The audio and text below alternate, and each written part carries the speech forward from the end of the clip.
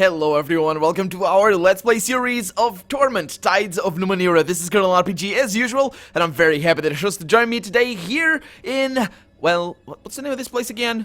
Well, we're over here. We're looking for a slave girl, an escapee slave girl, and there's an aura over here with the same sound that this aura has, and it's this thing that's making this noise. You might be able to hear it. I think you should be able to hear it.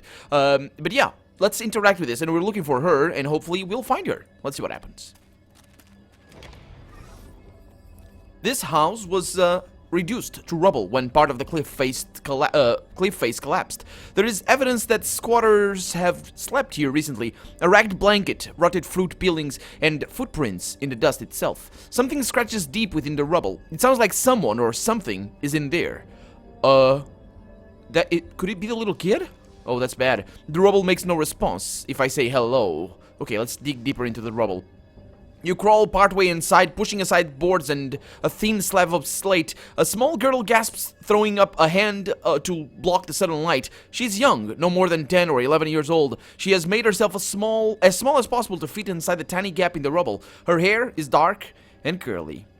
Yep, she's the one we're looking for. She pulls herself deeper into the rubble, away from you. Why are you hiding in there? I ask. She puts a finger to her lips, then tries to shoo you away. You hear a voice behind you. I told you patience would pay off, lads. Oh. Well, let's see what I can do here. I like how my character just completely violated that guy's personal space. Some thugs stroll over. They all carry weapons at their sides, though they walk with the cocky assurance of those who don't expect to need them. I hope we don't need them, but we should be okay. I swear I checked this hovel, says one of them. She wasn't there. No one was. How did this draft find her so easily? He gestures dismissively in your direction. Don't fret it, beggar. The thug looks you up and down, and then calls out in the direction of the rubble. Come on, little bird. Doesn't matter how good you are at hiding. You had to come out sometime. Is she coming out? Oh, she is. Oh, she's the one with the fiddle. The girl huddles behind you, or could it be? Oh, maybe it's our fiddle, and could it be? And we're just influencing her because she's our ally or something. I don't know. The girl huddles behind you, keeping you between her and the thugs. Even so, it's obvious she's not sure about you either. Don't let them take me, please. She has a voice. Okay.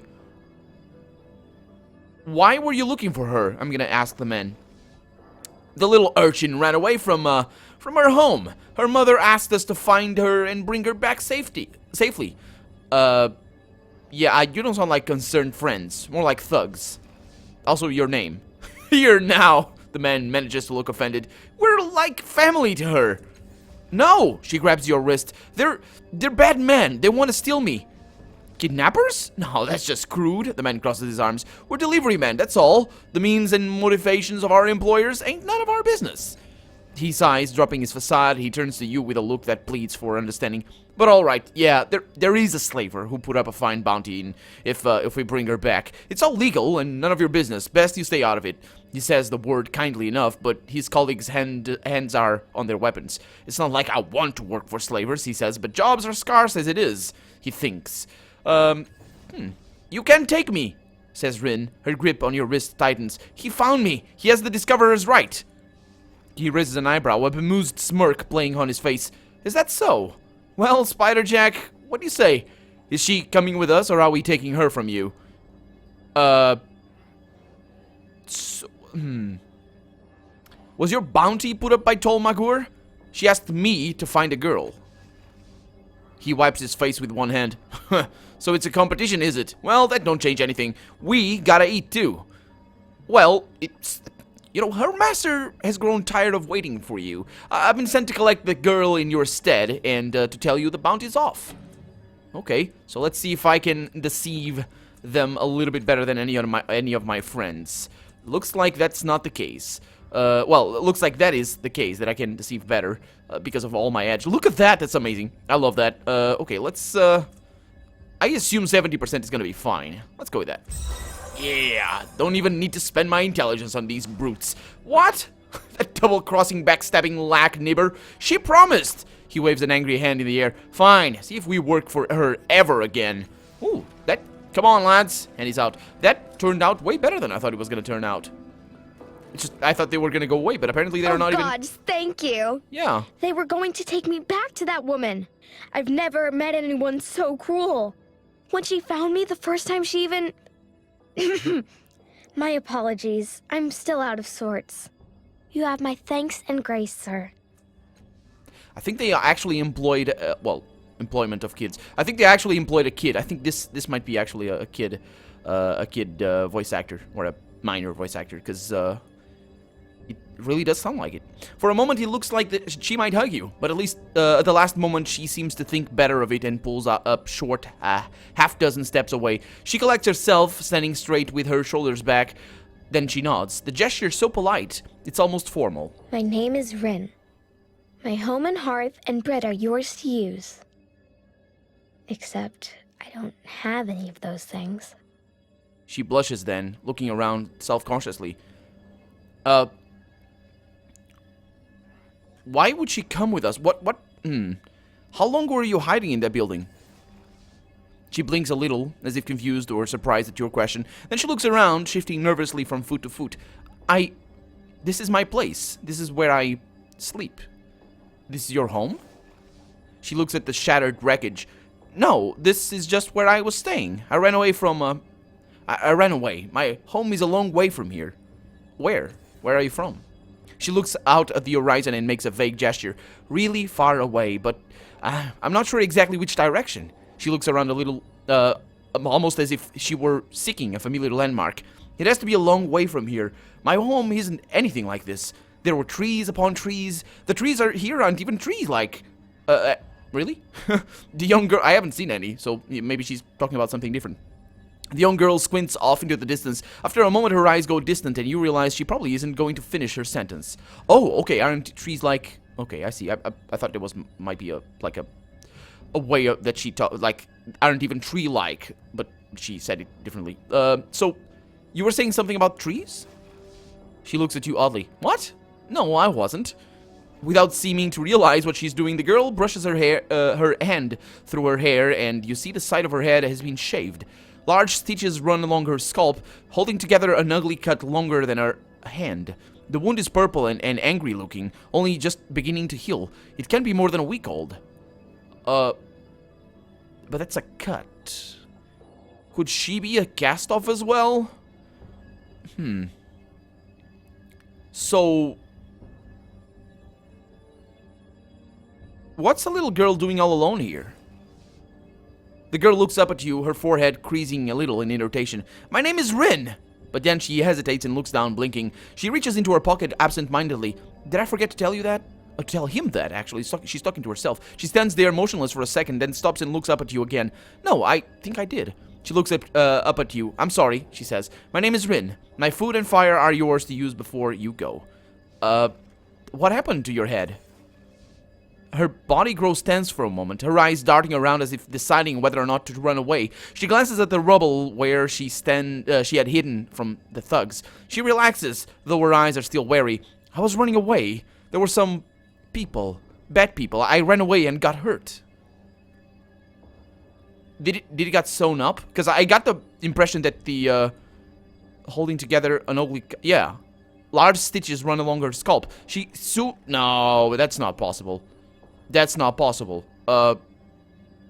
Your scar looks pretty bad. Are you okay? She makes a dismissive gesture towards the temple. It's fine. It looks a lot worse than it is. And a lot better than yours, anyway. She smirks, touching the side of her head. The haircut is pretty awful, though, isn't it? I don't think they really need to shave quite this much, do you? Oh, they need it? Who showed?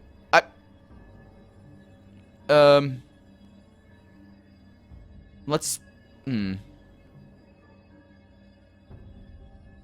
I think my character is gonna go with this. It does look pretty ugly, I'm gonna say. Let's see what she does. Her smile slips, then disappears entirely. Right. It does. She turns away, slipping her hand into her pocket. Muttering to herself, she says, No, I said it first. How could he know? What? How could he know? She relaxes, then looks up at you with a tired smile. I offer apologies. It's been a long day. Wait a minute, there's something in her pocket that... Slipping her hand into her pocket, muttering to herself. How could he know? Okay, so the reason why I chose that is because I want my character to treat kids as if they were grown up. This is actually a fairly commonplace trait of the sort of character that I have in just movies and books and all that. Just because, you know, it's kids. Well, it's a commonplace thing, but I'm gonna go with that. Yeah, I'm gonna treat her as if she were not a kid. So I'm basically gonna be upright with her and just not change my character. Upright, is that the word? Nah, probably not the word, but you know, straightforward. Yeah. So who stitched your head back together after you got hurt? Yeah, that's a question right there. For just a moment, her eyes flash with panic again, and they dart around like she's getting ready to run. Then she touches the side of her head gingerly. I don't remember what happened exactly, but I got away, and I ran, and I ended up here. Well, your story doesn't fit. Who fixed your wound and shaved your head? If you could hardly sit up, how did you keep running? Yeah, I noticed that before. She scowls at you fiercely. I didn't know I was talking to a judge, she says angrily. I told you I can't remember. Not for days on either side of whatever happened. She looks away, mouth pressed into a firm line. I'm sorry, Rin. I was just trying to help. It seems like you've had a rough couple of days. She gives you a wavering smile. Oh, it's not all bad. I found some shimmery berries today. So that means I get to play. I wonder if this will poison me later. Oh, that's always exciting. Yeah, you're not gonna get away with that playing that card on my character, that's for sure. So is there anything I can do to help? She gestures at the rubble and gives a bitter laugh. Is there anything you could do here that wouldn't help? Right now you could give me half a broken bottle, and it would be doable, and would double my available resources. Oh, you have half a broken bottle. Okay. Huh.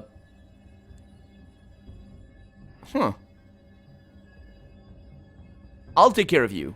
Come with me. She blinks up at you and gives a huge grin. Really?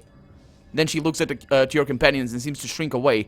No, I'm all right. I mean, thank you, but I'm all right. Okay. Why does she not want to? Alligern, is it you? Alligern is probably the kind of guy that's gonna beat up little girls if they misbehave or something. It's pretty stern. It's weird. It's special. Okay, let's talk about something else. I hope she's still gonna be here when I come back. Why don't you come with us? She looks at each of your companions in turn. I think I would feel safer here. Oh, it's Tiber. It's gotta be Tiber. Okay, farewell, Rin. I'll remember that. Farewell. Okay.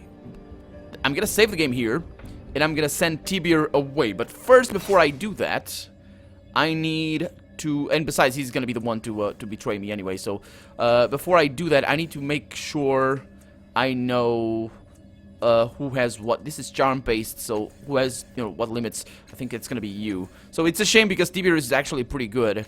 But, you know, for role-playing reasons, this must be done. It must be done. Okay, so he's got... I'm gonna basically get whatever. All that he has. He's got a Tiber's Mantle. Can I take that away from you? Not really. And Tiber's Sark. What about the... that's a quest item. Okay, we're good. So, Tiber, can I dismiss you? How do I dismiss him? Oh, I just talked to him. Hey, Tiber. Need me? Yeah, I do. Yes, lad. So, let's see. Tell me what you want from me again. How are you holding up? Oh, I'm fine, lad. I just hope you won't regret our friendship when the time comes to part ways. Yeah, well, the time has come for us to part ways, so I don't regret our friendship, but, I think it's gonna be that for now. And I still wonder why she has that aura. Is it us? It's gotta be us that activate the aura, because I didn't actually remove the sounds from the game before. I just removed the files, the entries, and you still need to get out of the area each time you load the game, so it's kind of a weird thing. But yeah, I think it's best we part ways right now, Tiber. Parting ways? Huh, damn sorry to hear it. It's been a pleasure. If you have need of me again, I'll be at Caravanserai, looking for a way out of this vertical slum. Yeah, see you later, man. It's been a pleasure, man. It's been a pleasure. Okay. So let's hope that it was Tiber, or that it's just that I couldn't have more than 4 companions, because I think you have only 4. Let's see. So, it's not safe here, Rin. You should come with me. She looks at the tiny nook she was hiding in, then back at you. Where are you going? I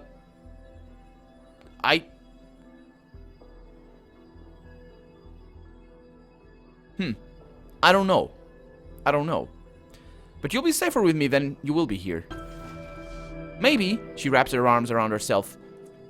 But what about those thugs? What if somebody else comes after me? Or after you? I'm not a fighter. I can't help you. Let's see. I don't really want to fight either. So can I say that? You're right. I can afford... No, don't worry about that. I'll keep you out of trouble. It's dangerous whether you stay here or alone. At least with me, you can at least learn to get... Oh, that's true. Yeah. It's dangerous whether you stay here alone or come with me. At least with me, you can learn to take care of yourself. I guess so. She shuts her jaw, then she nods. All right. I'll do it. I'll remember that. Oh, yeah, you will, because she's with us. Oh, look at that. That's lovely curly hair. Okay, so does she look like me at all? No. Does she look like the female version of me at all? Nah, a little bit. The hair is kind of close. Ready if you are. Yeah, you are. So let's see. Rin, lost child who shapes God. Oh! Okay, she's not... Oh, she doesn't have might. That's all that... She's not bad. What's her thing? She's got perception. I don't have perception. She's got... Let's see. She's tier 1, though. That's gonna be... She has God of Hiding. Plus... That's interesting. Quick fingers. That's good because Tiber had quick fingers. Okay, so that's an interesting thing. And running. I think Tiber... She's a good... Okay, she can't fight at all. I mean, she can, but it's not gonna be good. Okay, so she's not bad. She's not bad at all.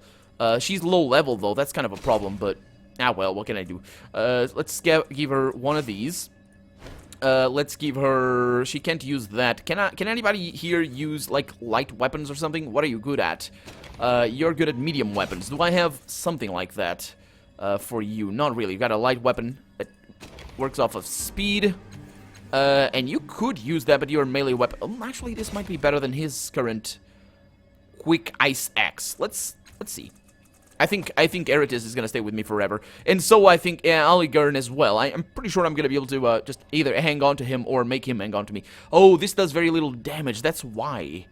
You see that? It's just 3 physical damage. But this is really powerful. 8 plus 7 on a normal attack. That's something. That is something right there. Okay, so we're good here. Does she use ciphers? She only has 3, and actually I'm gonna give her that. So there we go. Can I rearrange my characters? Not really. Okay, it's a shame that she's low level, but oh, she has a thing bonded to her. Polished rock cannot be unequipped. In every way that matters, this is a rock with a hole in it. Yet Rin talks to it frequently. Oh, this is gonna be a quest. I think there's companion quests in this game. I hope there are. Oh, you can only get 1 bonded thing. I can get 2. No, yeah, I can. You got hiccups as well. I don't know why it changes the color. Can it be because of whatever it's for or something? Anyway, we're good. Let's have a chat with her. And, yeah, she's still making the sound. Why? I think it might be... Yeah, I think it might be what I thought it was. Let's go to Caravanserai. I'll show you. Basically, with the, every time you load the game with a solution I got for the noise, every time you load the game, it brings the sound back, which is, you know, less than ideal, but at least it's not here. And yeah, she's good.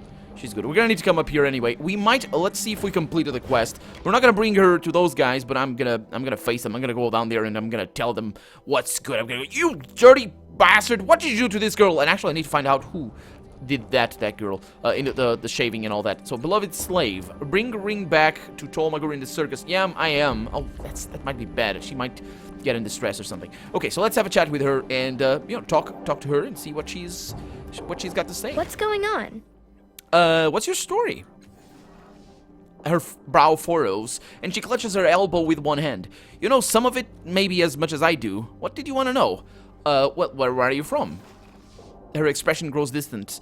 It's a better place than this. It's safe and warm, and it's a long, long way from here. For a moment, it seems like she's lost in thought and then starts talking again. There are a lot of trees there. It's full of growing things, and a little village with a tall wall to keep bad things away. And I have parents there. She shakes her head a bit and turns back to focus on you. That's where I belong. That's my home. I have parents there. I'm not an orphan. It sounds like a lovely town. What's it called? She smiles and opens her mouth to answer. A panicked expression flashes across her face for a moment. Her eyes dart back and forth before she puts one hand to her injured head. It's... Barenth. She looks up, her tiny face grave. Yes, it's called Barenth. My village. My home. That's where my parents are. Okay, Barenth. If you're from so far away, why do you speak the same language as everyone else here? She tips her head to the side thoughtfully. I don't know. I guess I could also wonder why you all speak my language. Yeah, no, you couldn't. It's definitely not, because we don't have the scars in our head. That probably means that you got, like, memories shoved into your face or something. Because she doesn't remember who she was running from and all that, so that, it's all pointing to that, isn't it? How did you get to Sagas Cliffs? She shakes her head, tears springing up in her eyes. I can't remember. I remember running and a fire, but it wasn't the right color for a fire. I don't know. Rins looks around, her eyes lost. Then I just remember being here, and nothing making sense anymore. I think we're gonna be able to figure out where she comes from and what's her story if we go back to the slaver. How long have you been away? She scratches her neck thoughtfully. Only a few weeks, I think. She touches the side of her head away, again lightly with her fingers. It's hard to remember. When I got hurt, I don't remember the time around them then very well. Do you think your parents might be looking for you? She looks thunderstruck, as if she thought the thought had never occurred to her before. When she finally speaks, her tone is flat, almost numb. It's clear that she's talking to herself as much as talking to you. They know I'm safe. They can't be here. They have to be safe at home.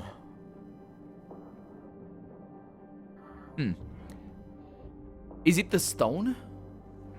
Her parents, I mean? Or her home or something? Excuse me. Rin brings her hands to her mouth slowly, her eyes terrified and oddly flat, almost glazed. She turns away from you, speaking to something in her hands, her voice too soft for you to hear. She continues like that for a long time, worried and muttering. You realize she had forgotten you are even there. I can't use perception. She's the one with perception now. I'm sorry about last time. I know we didn't finish our conversation. I offer apologies for my rudeness. She clasps her hands in front of her and bows slightly. Another thing that kind of probably is pretty telling that this is a kid talking is you'll notice that the microphone is really, really loud. You can hear the movements of the mouth and all that. And the reason for that is because when you speak to a microphone, as a voice actor or as just a let's player or as anything, you need to project your voice. It's something that if I don't project my voice, I kind of talk like this a little bit. So I like it's if you don't project, you kind of like you become a little bit less less enthusiastic or whatever you're talking, like less expressive. I guess that's kind of like I'm talking to I'm talking to you right now as if I were with you, so I don't need to project my voice as much. But the thing is this has become it's like radio voice basically. I don't have radio voice unfortunately, but this has become a kind of like second nature when I speak with a microphone because I know what works and what doesn't. I can't say that this is the best way to do it, but voice actors do that. You'll notice that they have a very special way of talking. And if you do voice acting, you know what I'm talking about. But this kid is either inexperienced or she was directed to do that. Basically, I don't know, but you can tell that the microphone is really up, which is not normal. Really not normal, and probably telling that the volume that she's able to project is not enough for the microphone, so they just put it a little bit louder, and of course you can hear the with the mouth. Of course I'm forcing that, because if I did that on my microphone, I'd blow your ears, and I'm not gonna do that without editing, so yep, as not to blow your ears. But anyway, let's see. Are you okay to talk a little more? She nods and gives you a tired smile. Yes, it's just been... I'm not used to talking to anyone except Al about these things. It's harder than I thought it would be. But yeah, let's talk. And she watches you patiently. Al? Who's Al? Can I ask you about Al? How are you holding up? I don't know what I would have done if you hadn't come along and saved me. I don't think I'd be alive anymore. I think about that a lot. Okay, this is basically as if I was talking to her in a long time in the future. That's fine. Or, not a long time, but like a few hours or something. I don't know how to thank you for it. It's something too big to just thank someone for. Yeah, I suppose you don't need really to thank me at all. It's just, it's fine. So, I want to talk about the people we're traveling with. She looks warily over your shoulder. Really? Who? What do you think of Aligern? How he's sweet, she says, and sad, like an uncle nobody goes to visit. I'm not sad, kid. Just tired. Well, it probably is tiring being sad all the time, she says. Huh. Okay. What about Eridus? She smiles. He makes me laugh. I can tell when he's being serious. Is he ever being serious? I hope not, he says, looking shocked. And she giggles against the back of her head. Yeah, he's awesome, isn't he? Oh boy, I think this is a really cool group. I think Tiber was kind of the outlier. It has always been, it's just that we kind of knew that it was going to be a little bit of a pain in the future. He'd said that as well, so, yeah, it's good. This is good stuff. Let's see, I have, additional questions, if you don't mind. She watches you patiently. I want to talk about you again. All right, she says, her brow furrowing. What did you want to know? Who's all? A flash of panic crosses her face. What? No one, she says too quickly, and then sighs and pulls something from her pocket. It's a small, dark stone with a hole in it. She's outside your arm's reach, but she still holds it close to her chest, protectively. This is all. He keeps me safe. He knows everything of hiding. Huh. When she did this, when she pulled out the stone from her pocket, I thought that it might be just a normal stone, and it might be all in her head. I don't think so. She's the god of hiding, though, or she's got that trait, so, As she speaks, you realize something you hadn't noticed before. You aren't getting any thoughts from her at all. Oh, yeah, another thing that I kind of thought before was that she's being controlled by somebody else, but that was just kind of a hint when she first started talking with or using the stone. She might be like not actually a girl, but like a projection or something like that. It doesn't feel like you're being blocked, though, which is perhaps why you didn't notice it until now. Either her thoughts are hidden somehow, or she just doesn't have any you can read on the surface. And I'm pretty good at reading thoughts. No, that's an amnesias. Why can't I read your mind? She takes 2 steps away from you. You can read minds? You're trying to read my mind? Well, it's hardly the only person in the world who can do such a thing. I'm not even the only person in Sagas who can. Let's go with that. Seems interesting. Why would someone do that? Well, it's not something I choose to do. Yeah, that's what I wanted to say before. Just go with that. It's not something I choose to do, that's for sure. I wish it was. I really do. It has all the answers are really not what my characters wants, and especially not for her. It's not something I choose to do. You hear people's voices whether you want to or not. For me, their thoughts are the same. Yeah, it's true. It's like body language and stuff. Her eyebrows rise. Oh, I didn't realize. It's still pretty invasive. I wish you didn't have to hear it. Yeah, it's true. Well, I can't hear you. It's, let's see, can I can't, this is a very good point to make. You wish that I didn't, I can't hear her, so why, it's fine. Yeah, let's go with this one. Let's try and get her to empathize. Sometimes I don't like it, but it also helps me understand people. She shakes her head. Well, it's not a good thing. You have to know that. It's like eavesdropping. But it's worse than that because it's more private than a regular conversation. What happens in your head is just for you. It's a conversation a person is having with just themselves. Nothing is more private than that. She hesitates, then continues in a soft voice.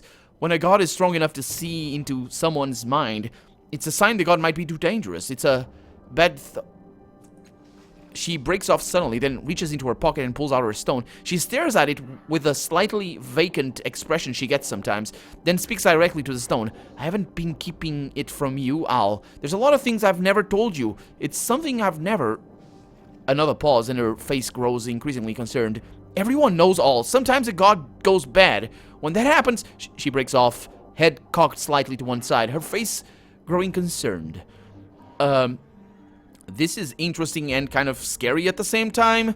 I think Al might be actually the god of hiding. The actual literal god of hiding, because she's arguing as if he's saying, no, gods are awesome, or something like that, you know? It's not an imaginary friend. Let's say, so should I leave or let you guys finish your conversation? She wants privacy, let's give her that, but it's weird that I can't read her thoughts. She looks up, her face worried. Yeah, that might be best. He's really upset. Let's treat all, if I can. I think it might be actually real. But it might be a projection as well. All might be a projection as well, because if she's a projection, then the stone might be as well. Let's see what happens. Let's see what I can do. Before you guys go have a talk, can you just give me the best guess as to why I can see into your head? That'd be an interesting thing to ask, but I think I'm figuring things out by myself, and that's more interesting. Yeah, sorry I brought it up. Go easy on her all. She's had a hard couple of days. She gives you a thankful smile and walks away, talking intently with a stone in her cupped hand. Okay. If a god goes wrong, you take it to the, what are they called? God fixers? I can't remember. She said that. She said that. This is an interesting character, a really interesting character. Oh my god, we have such a cool party. Except for Eligern. Eligern is not very interesting. I think Calistige or whatever her name was, might have been more interesting. But my character didn't like her. So, yeah, and it's not my fault. It's not my fault. Anyway, for now, I'm Colonel RPG, and this has been Torment, Tides of Numenera. I really hope you've enjoyed it. And if you did, go ahead and leave a comment, like the video. But above all, as always, thank you so much for watching. And I hope I'll see you next episode. Bye-bye.